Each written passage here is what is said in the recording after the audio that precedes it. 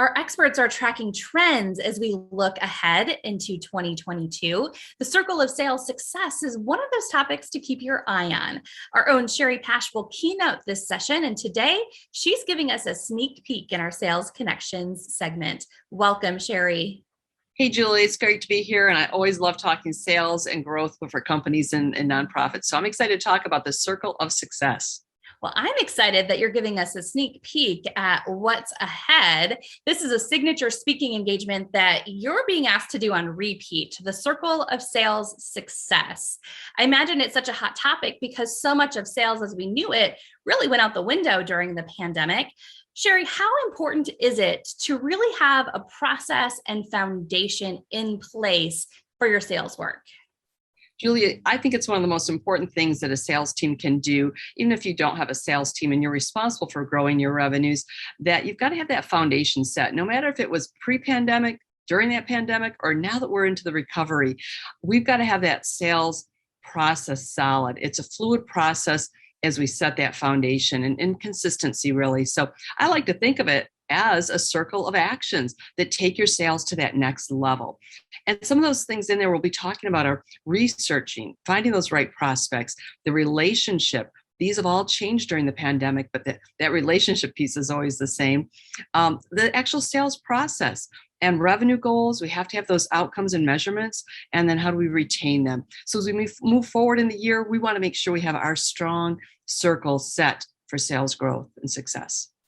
Okay, so when you talk about the circle of sales success, you're actually talking about this circular process. I'm listening to hear this sneak peek. We don't want to give it all away, but I really like what I hear you saying because it really is moving from one action item to the next. Now, most industries have tools to complete a job or their work. In marketing, we sometimes call it like our tool chest or our toolkit. I know you do in sales as well. Like what kind of tools are we talking about here? You know, that's so true. I always call it your toolbox. You can never have enough tools or new tools in your toolbox. And sales tools do need to be refreshed, especially now. And as we sell into recovery and as we move through the year, we have to make sure the tools in our box are sharpened and practiced. So just a few of them might be things like a discovery worksheet. Are we discovering the priorities and motivations of our customers, clients, and members? And those discovery worksheets need to be updated. And if you don't have one, that's a foundation for closing more sales. And then we have to have those benefit statements, Julie, that talk about why what we do or the product we have is important to the purchaser, the client, the customer, the member. So benefit statements have to have that for every revenue producing area you have, basically. Shari, you've mentioned some of these tools in prior episodes, so we'll link to those here with this video. If you're watching on TV, head to our website. We'll link to it there. If you're watching on YouTube, just look below and we'll have it there for you.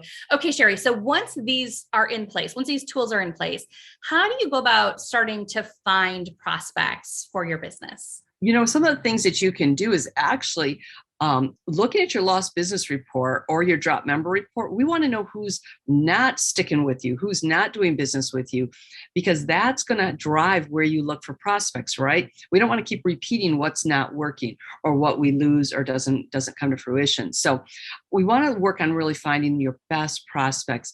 And you do that again through personas and profiles that define the type of company or the person that are the best prospects for you.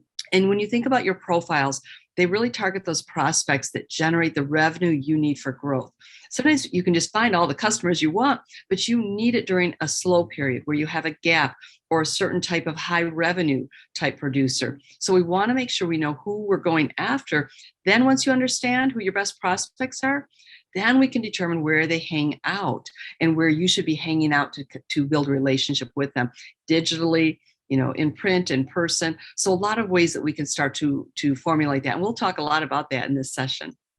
So what you're saying, Shari, is to go back to basics and grow from there. Is that what I hear you saying? That's exactly it. You've got to get back to those basics. Make sure you have strong tools, strong measurements, because again, in sales, you've got to measure your trends constantly. So get back to the basics exactly. Shari, one final question.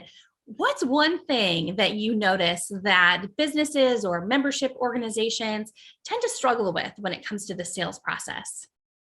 I think it's one of the very first steps in all of this is to set our revenue goals, is to set how many new customers or accounts or members we want and how much revenue do we need from each of those areas. Because with our goals, we'll know a lot better where we want to target prospects, right? We can just go find any customer, like I mentioned a minute ago, but we want to really make sure that we have goals for numbers as far and also for revenue, and that's a really important piece that a lot of people forget because we want to be able to measure and have that success piece. Shari, thank you so much. The circle of sales success, one of those trends to keep your eye on in 2022. You'll find a lot more online from Shari, including a link to learn more about her talk on the circle of sales success. Just head to our website, expertconnections.tv, and click Sales Connections. You'll also find us on YouTube. Check us out and subscribe.